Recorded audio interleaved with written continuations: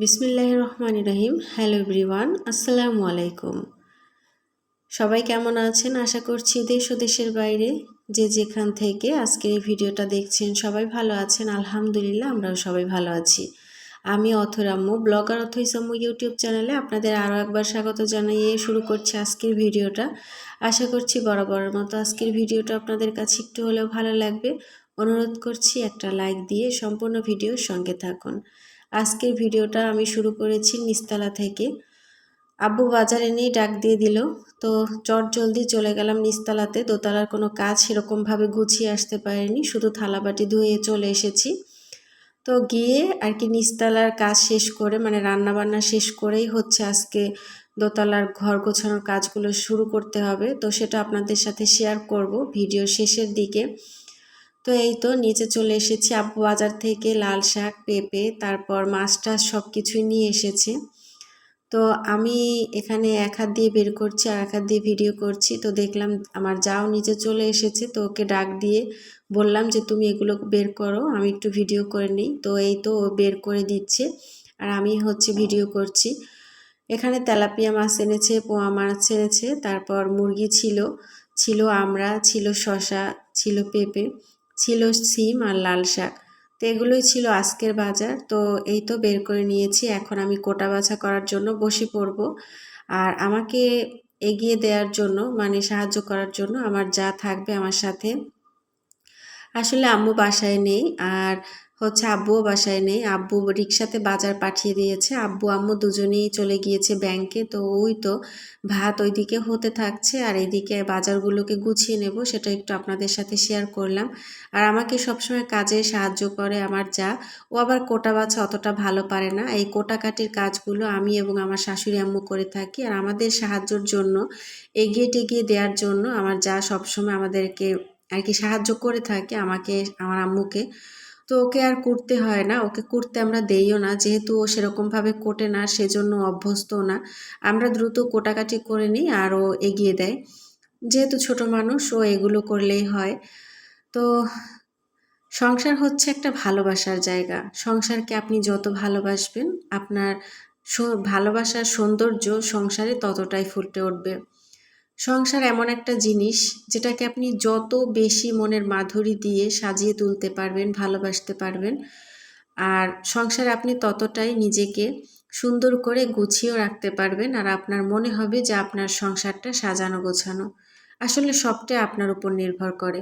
আপনি যদি সংসারের উপর বিরক্ত থাকেন বা সংসারের কোনো কিছু আপনার ভালো না লাগে না, তাহলে দেখবেন আপনি যতই সংসারকে সাজিয়ে রাখেন না কেন, সংসারটা কিন্তু কখনোই আপনার মনের মতো হয়ে উঠতে পারবে না।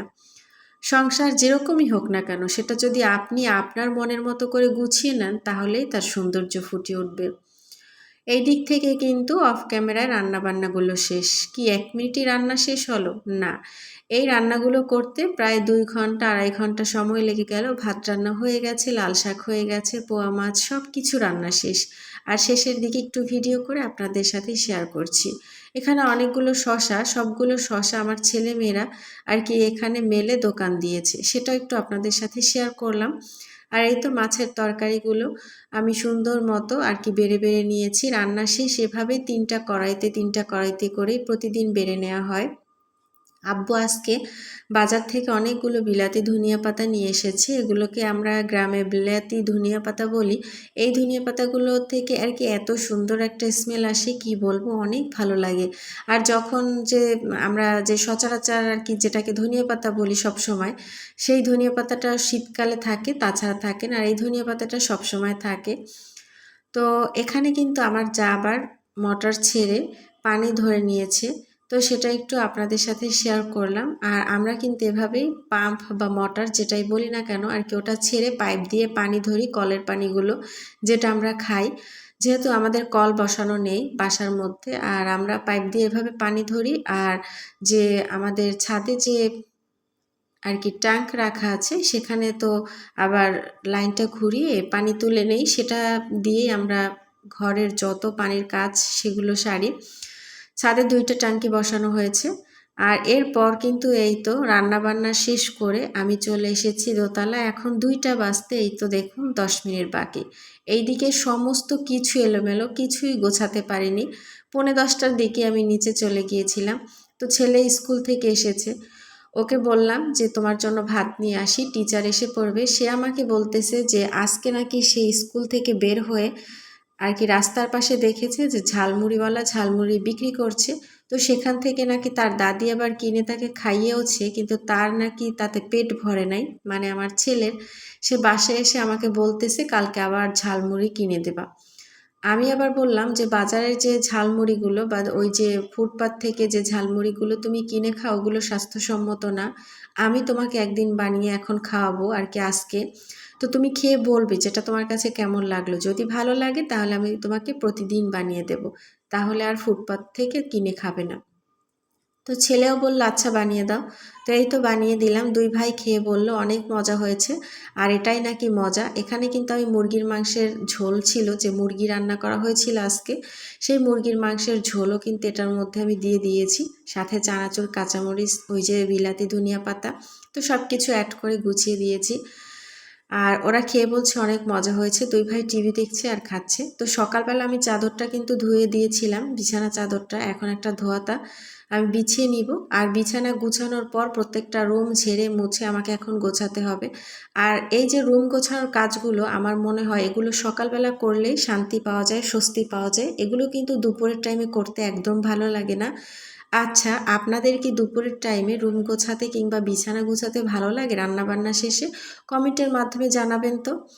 আমার কিন্তু একদমই ভালো লাগে না। আমার সকালের কাজ প্রতিদিন সকালে করতেই ভালো লাগে। আর আমার মনে হয় এই কাজগুলো সকালের কাজ, রুম গোছানো, বিছানা গোছানো, এগুলো সকালে করতেই ভালো লাগে। তো এই তো আমি কিন্তু এভাবে প্রত্যেকটা রুম গুছিয়ে নিয়েছি, সেগুলো আর আপনাদের সাথে শেয়ার করলাম না, যাতে ভিডিওটা ছোটোর মধ্যে শেয়ার করতে পারি। এরপর এই তো রুমটা আমি সুন্দর মতো ঝাড়ু দিয়ে নিয়েছি।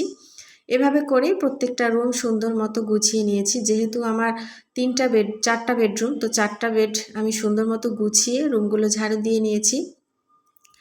আর এই তো একটা চটের বস্তা আমি কিন্তু বাথরুমের সামনে এভাবে রেখে দিই। আসলে পাপোশ রাখলে বারবার ভিজে যায়, বাথরুম থেকে পা ভিজিয়ে ভিজিয়ে নামতে নামতে একদম পাপোশ 15 দিন 1 মাসও টেকে না। আর সেই জন্য আমি সবসময় ছোট্ট যে চটের বস্তাগুলো আছে বাথরুমের সামনে এভাবে বিছিয়ে রাখি। এতে করে এটা নষ্ট হয়ে গেলে কিংবা পচে গেলেও ফেলে দেওয়া যায়। আর পাপোশ কিন্তু ফেলে দিতেও ইচ্ছে করে না, এতগুলো টাকা দিয়ে কেনার পর। আর পাপোশগুলো দেখতেও সুন্দর লাগে, সেজন্য আমি কখনো বাথরুমের সামনে রাখি না। তো এই তো ফাইনালি পুরো রুমটা আমি গুছিয়ে ফেলেছি। তো কেমন হয়েছে আজকের ভিডিওটা অবশ্যই ছোট্ট একটা কমেন্টের মাধ্যমে জানাতে ভুলবেন না। আর যদি কেউ শেষ পর্যন্ত এখনও থেকে থাকেন, যদি লাইক দিতে ভুলে গিয়ে থাকেন, প্লিজ একটা লাইক দিয়ে দিবেন। তো আজকে আপনাদের সাথে এগুলোই শেয়ার করলাম। ভালো থাকবেন। আল্লাহ হাফেজ। আসসালামু আলাইকুম। দেখা হবে নতুন কোনো ভিডিওতে।